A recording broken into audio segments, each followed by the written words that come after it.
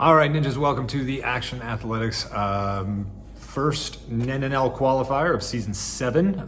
Thanks for staying up with us. Sorry we're a little late on the video. We had to run into some course correction things to make sure that all the obstacles are fair and doable for every age group, from kids all the way up through elites. And we weren't happy with some of the things, so we wanted to change them because we're always just trying to make a better course for you guys. So appreciate your patience.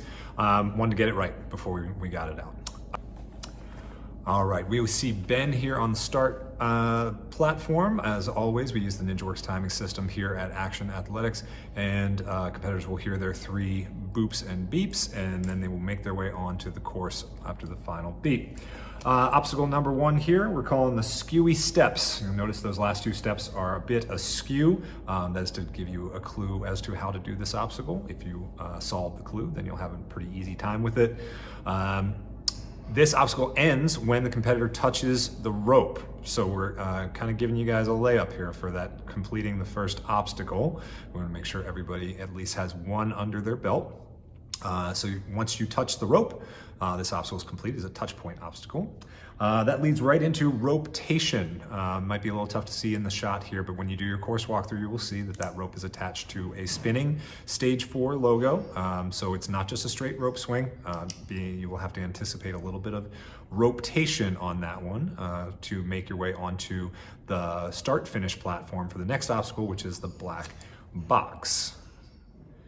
Once the competitor has made their way onto that black box, we'll pick up with Casey right here. She is going to do an obstacle we're calling the Aviary because it features the Stage 4 Designs birdhouses in addition to some other things that will be up there. Different age groups, different levels will have different combinations, but all will feature the Stage 4 Designs birdhouses. We will adjust the difficulty level based on, like we said, ages and levels there. You can see Casey using that one to push off there. The distance will be slightly changed for young adults, and elites.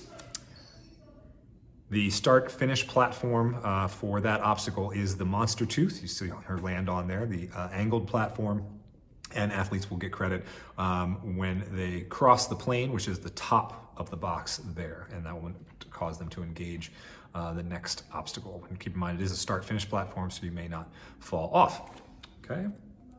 Picking up with the next obstacle, we're calling Monster Mountain because it features our monster teeth.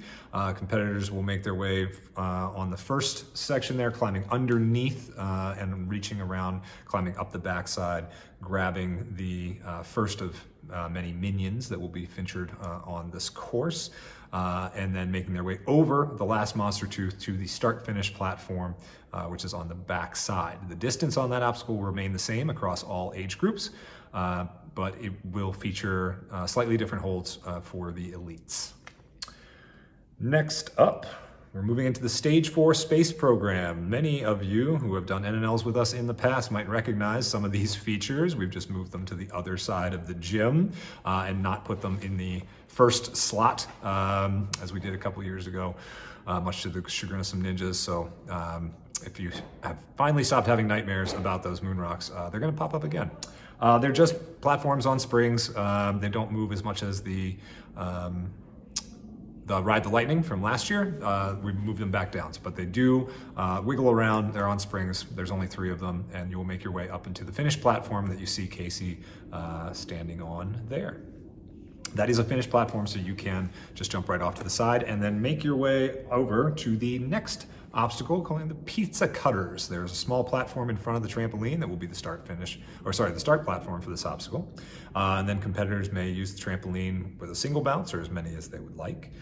And then they're gonna make their way onto the Stage 4 Designs pizza cutters that become pretty standard, known by other names from other companies, but we call them pizza cutters. Most age groups above or that this video is for, there will be that up move and then the down move and then the crane for the finish. So you can, when you're doing your walkthrough, if you would like to take note of the number of notches that are in the adjustable lache system, the bottom rungs are 1 foot apart. So if you watch this video and you notice, oh, there's 1 foot apart, you can get your distances that way. And there Casey finishes that obstacle. Moving on, next is going to be The Boomerangs, this is an original stage 4 obstacle that we are proud to feature on this course. As you'll notice, the Boomerangs move about a fixed point in the middle with bearings, and then they also move up at the top as well. So there's a lot going on with this obstacle. There's a lot of rotation to account for, more so than a single axis point with like a wing nut or something like that. Similar move, but it can feel a little odd. Also, those Boomerangs are very thick. It's going to be a very thick, slopey grip, and that is on purpose. We want to tax your slope grip. So Boomerangs, you see Ben finishing up there with that finished platform. Those Boomerangs will look slightly different for the younger age groups as well. We've modified them to make them different variations. Next up, we have a fish market. Competitors are basically going to just throw a salmon ladder transfer across. Elites will start on the back side of the up and over salmon ladder. You saw Dave start from the inside there. This would be the adult course variation, and then make his way into the frog pond. This is a linked touch point obstacle. So fish market is complete when competitors touch the blue frog delivery, we'll call it that, and then a completion of the frog pond would be what you see here as Dave makes his way with the sideways dismount to the green. And that is not a start-finish platform. That is actually just a finish platform, so you can overshoot that, but may not fall back into the black mat. Next up, we have Conveyor Belt. Is just an up-down version of the conveyor belts that we have used in past competitions. The conveyors do spin a full 360. There are no bearings in them. It's just an open fit, and it's carpet bonded foam, so they're padded. And they're about 6 inches in diameter, in case you're wondering. So they do move and spin, not to be taken for granted. You're getting down here towards the end of the course, so don't make a simple balance mistake after you've come so far. But very simple in its design. Next up, we have what we're calling the 3-4 defense. See what we did there? Some of you might recognize these hall brawlers. We have made them purposely able to be static. We realize that throwing big dynamic laches inside the truss is probably damage to your shins and knees, so we're making them a little bit easier so that more people can get through them.